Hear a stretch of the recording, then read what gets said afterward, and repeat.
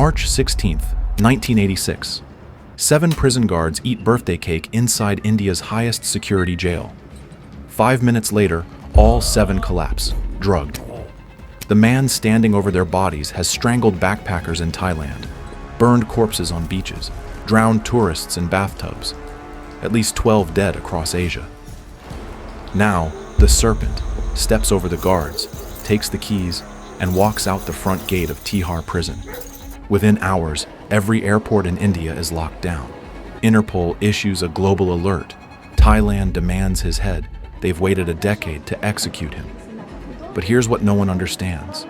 3 weeks later, the most wanted man in Asia is sitting by a restaurant window in a tourist town, waiting. He doesn't run when police walk in. He smiles and holds out his wrists. Because Charles Sobhraj didn't escape to find freedom, freedom meant an execution in Thailand. The only place on earth that could save his life? The prison cell he just left. Why would escaping guarantee his execution? And how did getting caught become his only way out? January 1986.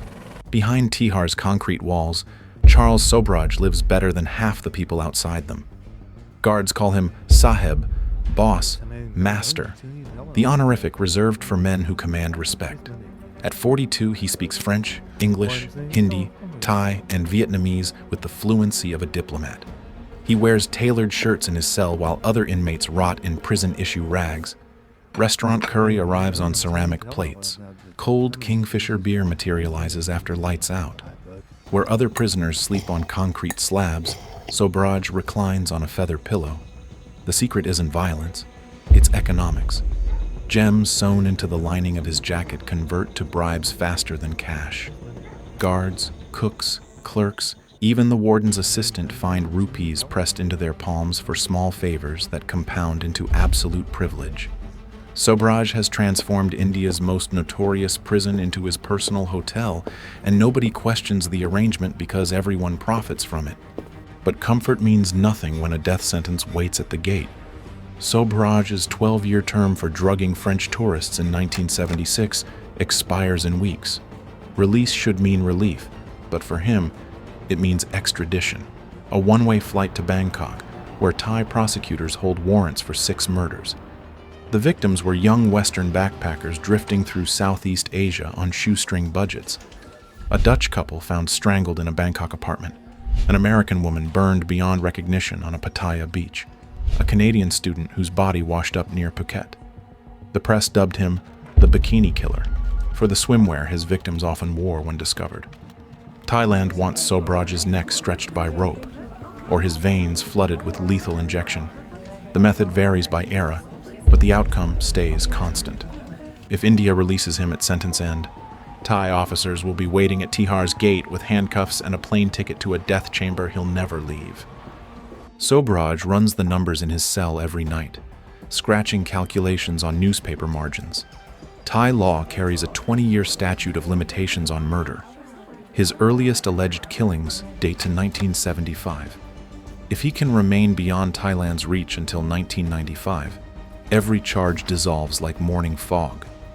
The noose becomes a paperweight, and the lethal injection becomes an empty threat. But his Indian sentence ends now in 1986. He needs 9 more years. 9 years the Indian government has no legal obligation to provide. The math is brutal in its simplicity. Freedom in 1986 means death in Bangkok. Prison until 1995 means survival. Release isn't salvation. It's a trapdoor to an execution chamber. For the first time in his life, Charles Sobhraj desperately wants to remain behind bars. So how do you force a country to imprison you longer when they're legally required to release you? Confessing to new crimes takes months of investigation and trials. Appeals drag through bureaucratic quicksand. Neither option delivers the immediate delay Sobhraj needs.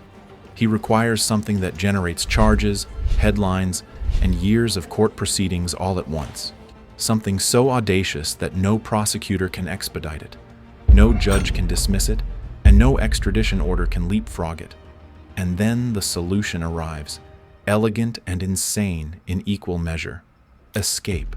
Not to disappear, to get caught, break out of Tihar, commit new felonies in the process, dominate the news cycle, then let police recapture him in spectacular fashion. Fresh charges, fresh trials, fresh years behind Indian bars while Thailand's clock bleeds towards zero. Every day India holds him is a day Thailand cannot execute him. If you think this sounds like the plot of a fever dream, you're not alone.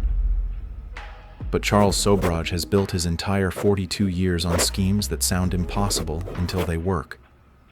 He strolls the exercise yard beneath the watchtower, lips curling into a private smile. The blueprint crystallizes. He'll need accomplices willing to risk everything for a promise of freedom.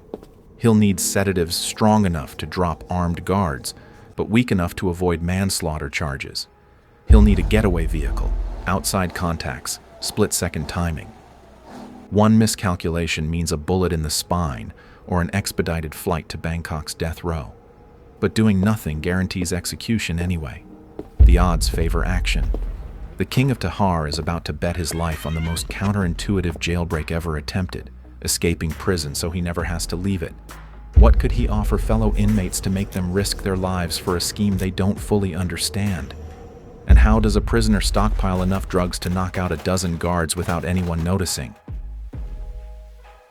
Every great con needs accomplices who believe they're getting a real reward. Sobhraj recruits 2 convicted heroin smugglers serving life sentences, hard men with nothing to lose and everything to gain from a shot at freedom. During yard time, he lays out the escape in whispered fragments, a diversion inside the cell block, sedatives hidden in food, a car waiting outside the main gate. The smuggler's eyes widen. Tihar is supposed to be escape-proof.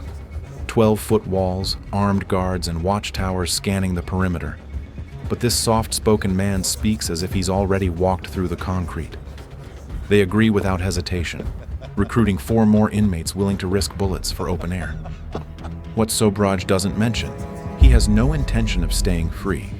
The accomplices believe they're fleeing to Nepal, new identities, fresh starts in mountain villages where Indian police can't follow. They don't know they're pawns in a scheme designed to end in headlines and handcuffs. That secret stays locked behind Sobhraj's smile. The weapon is chemistry. Over 3 months, Sobhraj accumulates sleeping pills, tranquilizers, and sedative powders through every channel available to a man with money. Diazepam arrives inside hollowed-out book spines. Barbiturates slip through in care packages labeled vitamins. A corrupt night shift guard delivers pharmaceutical-grade sedatives in exchange for enough rupees to buy a motorcycle. Alone after midnight, Sobhraj grinds tablets into fine dust, mixes ratios, and tests solubility. He needs a dose strong enough to drop a grown man in minutes, but calibrated to avoid stopping anyone's heart. A dead officer means murder charges and international outrage. Unconscious guards mean assault, exactly the kind of mid-level felonies that clog Indian courts for years. To verify the dosage, he lures a stray cat with drugged scraps. The animal collapses within 4 minutes, breathes steadily, and wakes 5 hours later unharmed. Sobhraj adjusts upward for human body weight. By early March, he possesses enough sedative powder to incapacitate a wedding party. The delivery mechanism, Indian milk sweets called burfi, dense with sugar, ghee, and saffron. The drugs dissolve invisibly into the creamy fat. Hospitality as a weapon, Sobhraj perfected this trick a decade earlier when he nearly poisoned 60 French tourists with fake dysentery pills. Now he'll use it on his jailers. He picks March 16, 1986, 3 weeks before his actual birthday. But prisons don't check calendars. Sobhraj announces a small party, a thank you to the officers who treated him well. The staff sees no threat. He's been a model prisoner, generous with gifts and friendly with everyone. What harm could come from a little party? The night before, Sobhraj sleeps soundly while his accomplices pace their cells. The getaway driver is bribed and positioned. The 6 accomplices know their roles. Act natural, eat the sweets, and then follow Sobhraj the moment guards drop. Sweets dusted with sedatives wait in a gilded box labeled "Imported from Jaipur." Dawn breaks on March 16th. The most surreal birthday party in Indian prison history is about to begin. How will 7 armed guards react when they realize the man they trusted just poisoned them? March 16, 1986. Late afternoon light slants through the bars of Block B. Colored streamers hang from exposed pipes. A bedsheet banner reads, "Happy Birthday, Charlie." A bakery cake, vanilla with pink frosting, smuggled in by a guard who pocketed 200 rupees, sits on a metal stool beside plastic cups and a teapot. Sobhraj greets each guest at his cell door with folded hands and a warm smile. 5 officers crowd inside the cramped space. 2 more linger in the corridor, drawn by laughter and the promise of sweets. The cell block chief himself attends, the highest-ranking officer on the floor, whose unconscious body will guarantee chaos when the alarm finally sounds. The cake is cut. A ragged chorus of "Happy Birthday" echoes off concrete. Sobhraj plays humble, voice catching with rehearsed emotion. "Thank you, my friends, for these years together. I will never forget your kindness." Guards beam at one another. One claps Sobhraj on the shoulder like an old friend celebrating a milestone. The scene is surreal. Armed law enforcement celebrating a serial killer's birthday inside maximum security. No one notices the accomplice inmates watching from the corner, eyes fixed on Sobhraj, waiting for a signal. Sobhraj lifts the gilded box and offers burfi personally to each man, moving around the cell like a gracious host. "Extra special," he murmurs. "Imported from Jaipur, the best sweet shop in Rajasthan." The sweets are dense with ghee and saffron, each one laced with enough sedative to flatten a grown man in minutes. Guards devour them without hesitation. Prison food is monotonous, and quality sweets are rare luxuries. One officer snatches a second piece before anyone else can claim it, doubling his dose without knowing. Sobhraj glances at the wall clock as he sets down the empty box. 5:12 p.m. Shift change at 5:45. He needs every guard unconscious before fresh officers arrive and discover the carnage. For 2 minutes, nothing seems wrong. Conversation continues. Tea is poured. A guard tells a joke that gets scattered laughs. Then a senior officer pauses mid-sentence, blinking rapidly as if trying to focus on something just out of reach. Sweat beads on his forehead. Another man's teacup clatters to the floor. "I don't feel," he starts, then crumples against the wall like a marionette with cut strings. The collapse cascades through the room. Guards stagger, grab for furniture, clutch their heads. One reaches for his radio, but his fingers won't close around it. The 2 sentries in the corridor rush in to help their fallen colleagues and succumb within seconds, the drugs already circulating through their bloodstreams from the sweets they'd sampled earlier. In under 5 minutes, 7 officers lie sprawled across the floor, breathing but unconscious. The highest security prison in India has been neutralized by dessert. Sobhraj moves fast. He steps over a twitching guard, bends down, and unclips the master keyring from the man's belt. An accomplice lets out a whoop of triumph, and Sobhraj silences him with a glare sharp enough to cut glass. Celebration comes later, or never, depending on the next 30 minutes. They drag unconscious bodies out of the doorway, positioning them against the walls. Then, Sobhraj performs the final theatrical flourish. He locks all 7 guards inside his own cell, the prisoner caging his jailers. The reversal is almost poetic, but there's no time to savor it. He leads 6 men down the corridor at a deliberate, casual pace. Running draws attention. Panic draws bullets. They walk like trustees returning from an errand, nodding at a drowsy sentry who barely glances up from his newspaper, passing a clerk too focused on paperwork to notice anything unusual. Shift change is minutes away. At the final checkpoint, a guard sits behind reinforced glass with his hand near a panic button. Sobhraj approaches with an easy smile. "Errand for the warden's office," he says in fluent Hindi. The guard hesitates. Something feels off, but Sobhraj's face is familiar from years of model behavior. The guard buzzes them through. "Back in a minute," Sobhraj calls cheerfully as the heavy steel gate swings open. It clangs shut behind them with a sound like a coffin closing. Outside, Delhi evening air fills his lungs for the first time in a decade. The White Ambassador waits exactly where promised. Engine idling, driver gripping the wheel. Sobhraj ushers his accomplices inside and slides into the back seat. The driver pulls into traffic before the sun touches the horizon. Behind them, Tihar sits quiet, oblivious. Inside Block B, 7 guards will sleep for hours before anyone discovers the locked cell and the missing inmates. The accomplices tremble with adrenaline, giddy at their impossible luck. Sobhraj offers only a thin smile. They expect him to celebrate, to reveal the border crossing, to plot their new lives. Instead, the car heads south, toward Goa, a tourist paradise 1,200 kilometers away, crawling with police, foreigners, and journalists. Every mile brings Sobhraj closer to exactly the kind of attention a fugitive should avoid. His companions don't realize they're riding into a trap that only one person in the car understands. What happens when India's entire law enforcement apparatus starts hunting the most infamous killer on the subcontinent? And why would a man smart enough to escape Tihar choose a beach restaurant as his hiding spot? The drugged guards wake at dusk, disoriented and utterly humiliated. They find themselves locked inside a prisoner's cell, their radios out of reach, their dignity in ruins. The alarm klaxon screams through Tihar within minutes, echoing across the prison complex like an accusation. By midnight, an all-India alert floods every airport, seaport, train station, and border crossing from Kashmir to Kerala. The bikini killer has escaped.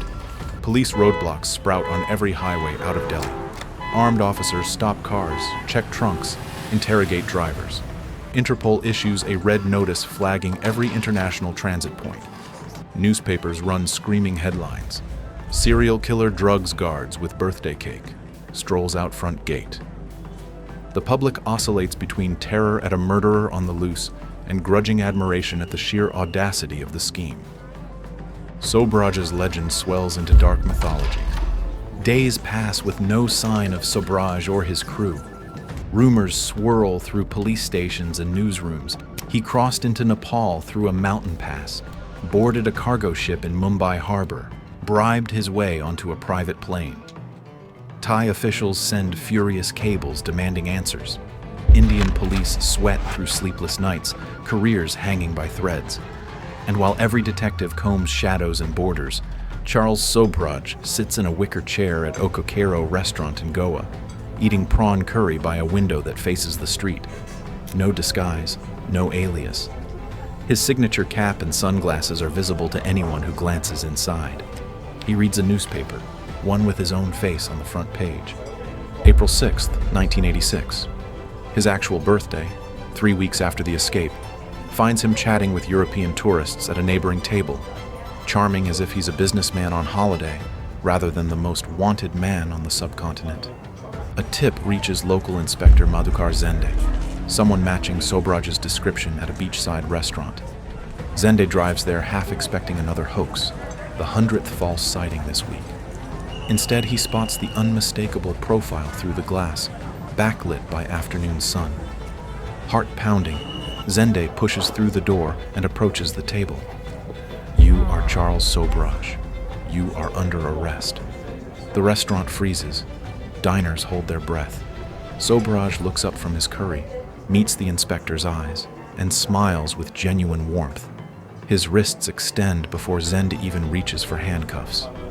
"Happy birthday to me, Inspector." 3 weeks after the most audacious prison break in Indian history, the Serpent is back in custody, caught in a tourist restaurant, making no effort to flee. Authorities are relieved but baffled. Why would a genius escape artist loiter in plain sight? Hidden loot? A rendezvous gone wrong? A mental breakdown? They interrogate Sobhraj for hours, and he answers with the smugness of a chess player explaining checkmate. He never intended to stay free. The escape was theater, every moment calculated for maximum legal entanglement. By breaking out, drugging officials, evading police for weeks, and finally getting recaptured, he guaranteed fresh felony charges, crimes committed on Indian soil, prosecuted in Indian courts. Those trials would take years. Years he'd spend safely in Tihar while Thailand's 20-year statute of limitations ticked toward zero. Every headline, every roadblock, Every humiliated guard added weight to his case file and months to his sentence. He didn't escape prison. He escaped extradition by forcing India to keep him locked up longer. Officials stare in disbelief. The scheme is so brazen it barely sounds legal, except that's exactly the point. Sobhraj exploited loopholes no lawmaker imagined. Indian courts convict him of prison escape and drugging government officers. The sentence, 10 additional years. Legal delays push his release to 1997, 2 years past the expiration of Thailand's murder warrants. What will Thai authorities do when they realize their case evaporated while Sobhraj sat comfortably in Indian custody? And does Sobhraj have any idea that his freedom in 1997 won't be the end of the story? Tihar welcomes Sobhraj back with a different energy. Guards no longer accept his gifts or share his jokes. Fellow inmates whisper about the man who played four-dimensional chess with 2 governments and won. But Sobhraj shows no resentment at the changed atmosphere. To him, these extra years are a protective cocoon, not punishment. He reads philosophy, exercises in the yard, grants sly interviews that burnish his legend without admitting guilt. Reporters arrive from 3 continents. Every story feeds the myth of the unkillable serpent, the criminal mastermind who drugged his way out of India's most secure prison and got recaptured on purpose. The restaurant in Goa installs a commemorative plaque at the table where he was arrested, a tourist attraction born from a serial killer's hubris. Thailand watches helplessly. Their extradition request sits in bureaucratic limbo as months become years. By 1995, the statute of limitations on the earliest murders expires. By 1997, every charge dissolves into legal vapor. Thai prosecutors, once hungry for a death sentence, close their files and slide them into archives. They lost a game they didn't know had started until it was already over. In February 1997, Charles Sobhraj walks out of Tihar's gates, 52 years old and genuinely free. The Thai warrant is worthless paper. He boards a plane to Paris, cameras flashing at the departure gate, and lands in France, a citizen protected by laws that forbid extraditing nationals for crimes now erased by time. He signs book deals. Film producers circle with contract offers. Journalists buy him espresso in Montmartre cafes while he recounts capers that left bodies across 2 continents. He transformed capture into victory, prison into sanctuary, and an escape into a life sentence he actually wanted. But hubris has a longer memory than statutes, and Sobhraj never learned when to quit while ahead. In 2003, Sobhraj makes a decision that baffles everyone who followed his story. He flies to Nepal, a country that never forgot the 2 Western tourists found murdered in Kathmandu in December 1975. Connie Jo Bronzish, a 29-year-old American, and Laurent Carrière, a 26-year-old Canadian, both strangled in circumstances bearing Sobhraj's signature. Nepali law carries no statute of limitations on homicide. The case remains open, the evidence preserved. Why would a man who spent 11 years engineering his own imprisonment to avoid extradition voluntarily enter another country that still wants him for murder? Some speculate arrogance, the belief that he'd escaped justice so many times that luck had become skill. The answer may be simpler. Charles Sobhraj never learned to quit while ahead. Within weeks of arriving, a journalist recognizes him at a Kathmandu casino. Police surround the building. This time there's no elaborate scheme, no sedative-laced suites, no 4-dimensional chess. Just an old man caught in a country that never stopped wanting justice. Nepali courts convict him of murder in 2004. The sentence, life imprisonment. Appeals fail. For nearly 2 decades, the serpent sits in Kathmandu's central jail, not as a king with bribed guards and feather pillows, but as a frail, aging inmate suffering heart disease and fading eyesight. In December 2023, at 78, Nepal releases him on humanitarian grounds, a dying man no longer worth the cost of incarceration. He returns to France in a wheelchair, body broken, legend hollow. The escape artist who outwitted Thailand and manipulated India couldn't resist one final gamble. Nepal's patience outlasted his luck. His story proves something uncomfortable. Brilliance without conscience devours itself. Every scheme, every drugged victim, every courtroom manipulation led him back to a prison cell. If you want to see another criminal who believed he could outthink entire governments, Watch our video on the Japanese who escaped 4 prisons in the most clever ways possible. That link is on your screen now. Because the smartest criminals always share the same flaw. They never know when to stop.